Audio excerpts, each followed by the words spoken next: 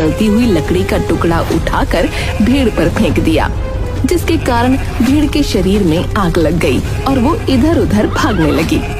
कई घोड़े जलकर मर गए। ये खबर सुनते ही महाराज अस्तबल के पास पहुंचते हैं।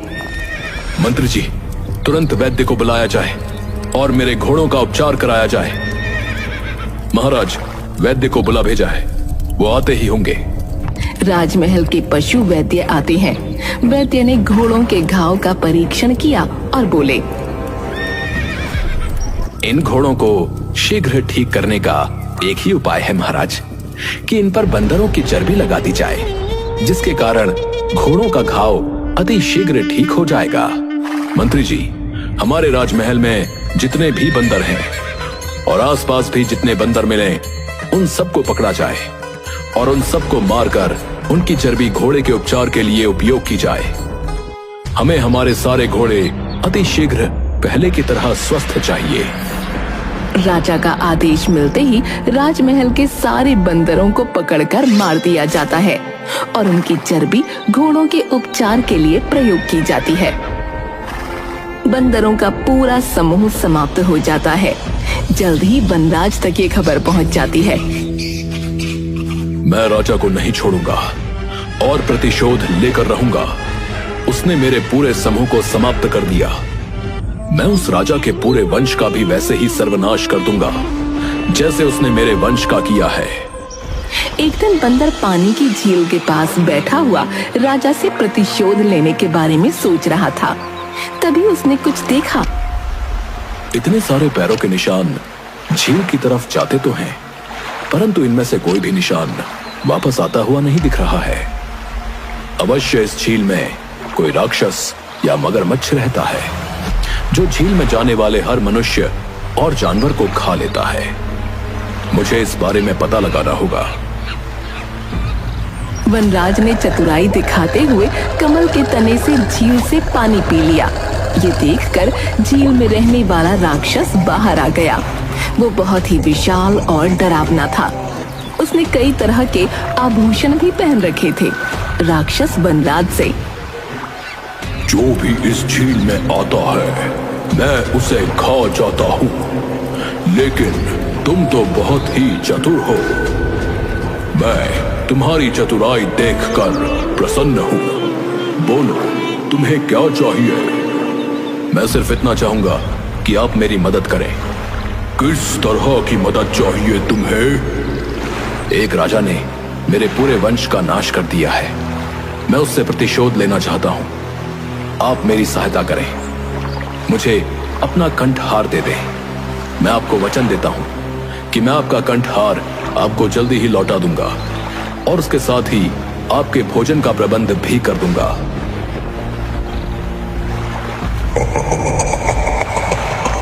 ये तो तुम मेरी मदद कर रहे हो, मेरे लिए भोजन का प्रबंध कर रहे हो। उचित है। राक्षस वनराज को अपना कंठहार दे देता है। वनराज कंठहार को पहनकर चंद्रपुर नगर में वापस पहुंच जाता है और एक पेड़ से दूसरे पेड़ पर झूलने लगता है। जो भी उसे देखता और वो कंठहार देखता दंग रह जाता। राजा के सैनिक राजा को प्रसन्न करने के लिए वनराज को पकड़कर राजा के समक्ष ले जाते हैं। तुम्हें ये कीमती कंठहार कहां से प्राप्त हुआ है, जो तुमने अपने गले में पहना है? महाराज, ये कीमती कंठहार मुझे समृद्धि के देवता द्वारा प्रदान किया गया है। समृद्धि के देवता? वो तुम्हें कहां मिले? महाराज, वो जंगल के बीचों बीच स्थित एक झील में निवास करते हैं। जब सूर्य आधा उदय हुआ होता है, उस समय जो व्यक्ति उस झील में डुबकी लगाता है तो उसे उस समृद्धि के देवता का आशीर्वाद और कंठहार प्राप्त हो जाता है। महाराज वनराज की बातों में आ जाते हैं और वो अपनी पत्नी और पूरे परिवार सहित उस झील में डुबकी लगाने को तैयार हो जाते हैं। महाराज, कल सुबह की मंगल बेला में आप सब उस झील के पास पधारिए और अपने पूरे परिवार और स्नेही जनों के साथ झील में डुबकी लगाकर समृद्धि के देवता का आशीर्वाद प्राप्त कीजिए। लोभ में अंधे हो चुके राजा ने तुरंत आदेश दिया।